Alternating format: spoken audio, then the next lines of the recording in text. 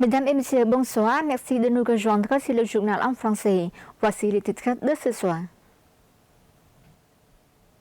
Les agences des Nations Unies, les partenaires de développement et le secteur privé saluent les réalisations du Cambodge et s'engagent à continuer de soutenir le secteur de la lutte contre les mines.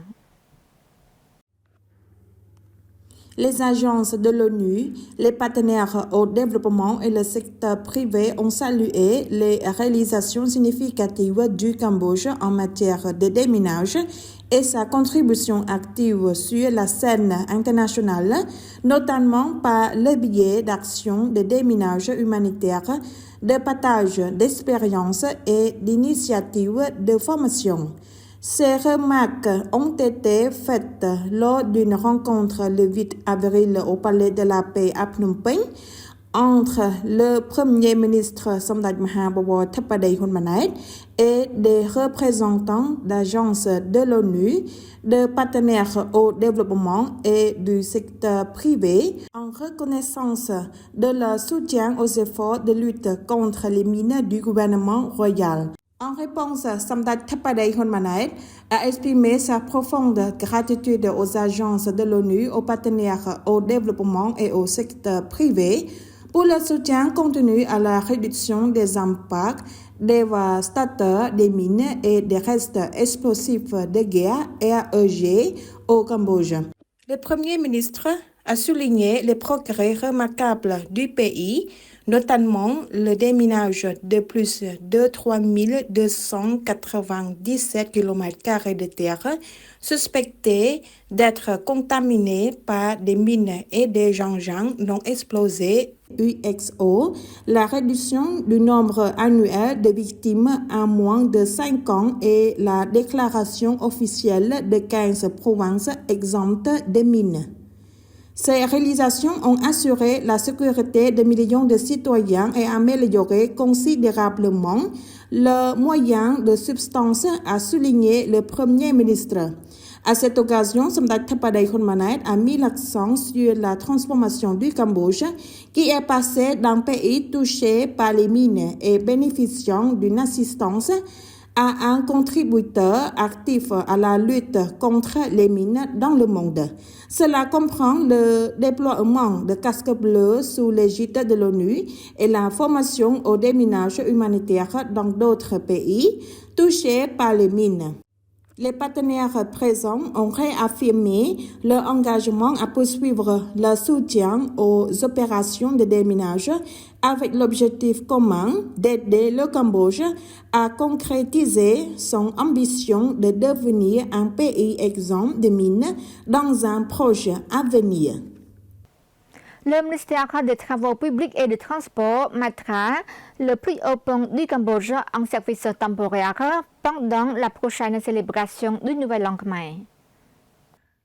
La cérémonie de remplissage de béton a eu lieu le matin du 8 avril 2025 sous la présidence de son Excellence Sun Tenthol, vice-premier ministre et premier vice-président du Conseil pour le développement du Cambodge, avec la participation des autorités locales et des représentants de la société de construction. Le ministère a annoncé que le pont serait ouvert pour une utilisation du 11 au 17 avril prochain, offrant un passage temporaire aux voyageurs. Construit par la China Road and Bridge Corporation, CRBC, ce pont numéro 28 enjambe la vallée de la rivière Risaichrum dans le village de Chai Luk, commune de Saom, district de Vilveng, province de Posat, le long de la nationale 10. Le pont mesure 90 mètres de haut pour une longueur totale de 537 mètres et une largeur de 10 mètres, ce qui en fait le plus haut pont du pays. Il fait partie du projet de reconstruction de la nationale 10, longue de 197,3 km, qui relie les provinces de Battambang et de Korkong.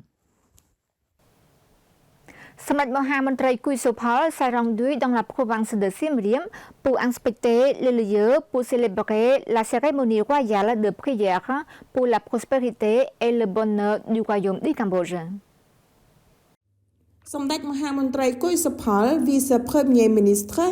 ministre du Palais Royal et président du Comité national d'organisation des fêtes nationales et internationales, a fait une visite d'inspection de l'emplacement devant le temple d'Angkor de la province de Siem Reap pour célébrer la cérémonie royale de prière pour la prospérité et le bonheur pour le royaume du Cambodge.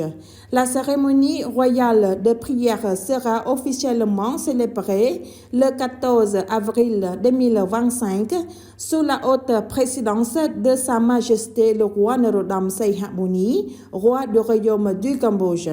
Cette visite d'inspection est accompagnée par son Excellence Chen Ketana, vice-premier ministre, vice-président permanent et secrétaire général du Comité national d'organisation des fêtes nationales et internationales, son Excellence Oknya Moha Phekdei Kompanya, ministre d'État chargé des affaires générales du ministère du Palais Royal,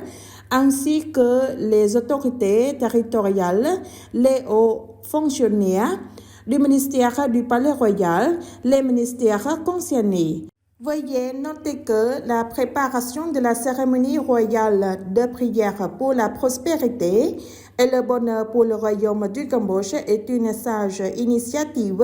de Son Majesté Mahasena Paderecho Hun Sen, président du Sénat du royaume du Cambodge, en créant le 4 mars 2025 un comité interministériel pour préparer la cérémonie royale de prière devant le temple d'Angkor Wat, province de Siem Reap. La cérémonie royale de prière a pour but d'apporter la prospérité et éviter divers malheurs et pour offrir des bénédictions à Sa Majesté le roi du royaume du Cambodge et la reine mère de la nation Khmer, ainsi qu'à tous les peuples de tout horizon. Le ministère du Travail et de la Formation professionnelle organise un atelier de consultation sur le document sur la main-d'œuvre au Cambodge.